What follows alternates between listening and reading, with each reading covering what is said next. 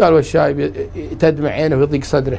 قال والله يا ولدي فلا أدري، ولا أدري عن خالها أنه قايل هالكلام ولا مسويها، وإن كان في ترتيبات بينها وبين خالها ولا بين، فأنا والله فلا أعلم عنه.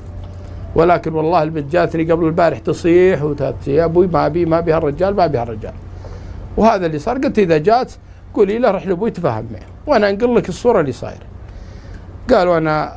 قال لي يا ولدي أنت التكاليف اللي دفعتها ترى بعطيك إياها. قال الله يا عمي أنا ما تكلفت إلا 4000 ريال. قال لا بعطيك 20.